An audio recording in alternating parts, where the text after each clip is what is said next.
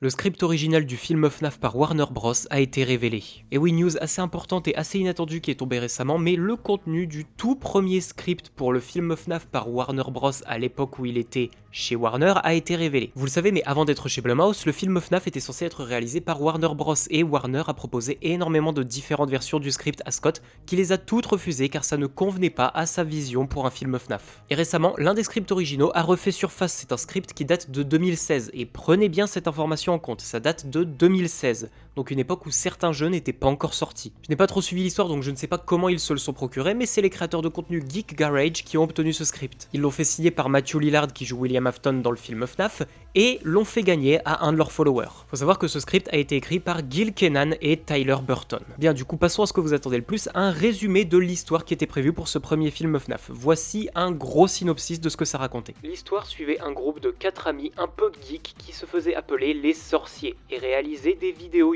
ensemble. Après avoir découvert l'histoire du gardien de sécurité décédé, Mike, dont la mort survient dès les premières pages, et de 5 enfants disparus, le groupe décide de se faufiler dans une vieille pizzeria abandonnée pour enquêter sur ce qui s'est réellement passé. Le propriétaire de cette pizzeria était un personnage totalement différent. William Afton n'apparaît pas du tout dans le scénario. Globalement, l'ambiance du film ressemblerait beaucoup à des films comme les Goonies ou Stranger Things, avec une intrigue assez classique et un manque de fidélité à l'œuvre originale et à l'univers de FNAF en général. Le scénario révélerait également l'existence d'un atelier souterrain et même d'un parc d'attractions souterrain, et une sous-intrigue parlant d'un projet gouvernemental extravagant. Et de manière générale, l'intrigue était assez familière et utilisait beaucoup de clichés narratifs de films d'horreur. Bien évidemment, avec toutes ces révélations, vous vous en doutez, mais la communauté a extrêmement mal réagi à ce script et a remercié Scott de finalement l'avoir refusé. Et je dois dire que je suis assez d'accord avec eux, parce qu'avec le peu d'informations qu'on a, c'est vrai que le script donne très peu envie pour un film FNAF. Je veux dire, les informations qu'on a viennent des personnes qui ont lu le script et on a quand même la phrase qui nous parle d'un manque complet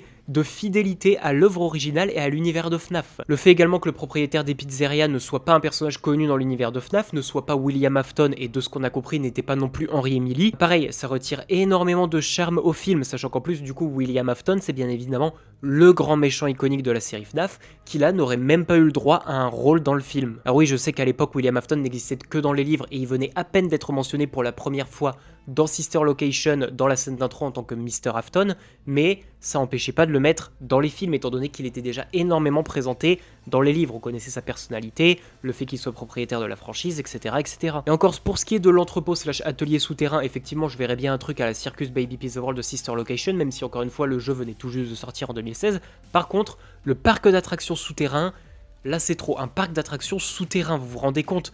On part dans un délire à l'usine de Poppy Playtime qui va de plus en plus profondément sous terre là. Et pareil pour le projet gouvernemental extravagant sous intrigue, vraiment ça avait l'air de partir dans tous les sens et de ne pas du tout respecter FNAF, ça avait l'air d'être une catastrophe vraiment. Nous avons également eu la révélation des 4 enfants disparus dans le scénario de Warner, parce que oui, il n'y en a que 4, Golden Freddy est complètement absent du scénario de Warner Bros. Les voici avec une illustration de ce à quoi ils ressemblaient. Nous avions donc Kimberly, Brian, Melissa et Kevin. On est très loin du groupe qu'on connaît aujourd'hui, avec Charlotte, Gabriel, Fritz, Suzy, Jérémy et bien évidemment Cassidy. Et voici ce qui conclut toutes les informations que nous avons eu de révéler sur ce fameux script proposé par Warner Bros à Scott en 2016. Et comme je vous l'ai dit, je suis de même avis que la communauté, je pense que Scott a vraiment bien fait de refuser ce script. Un script avec une intrigue basique, familière et utilisant beaucoup de clichés des films d'horreur, un film qui a l'air de partir dans tous les sens avec des installations souterraines et des projets gouvernementaux, une absence complète de William Afton qui est quand même le grand antagoniste de la série FNAF de FNAF 1 jusqu'à Ultimate Custom Night, une absence de Golden Freddy qui descend donc à 4 le nombre d'animatroniques originaux alors que Golden Freddy a toujours été une part importante du lore, et un cruel manque d'identité et de référence à la série FNAF puisque visiblement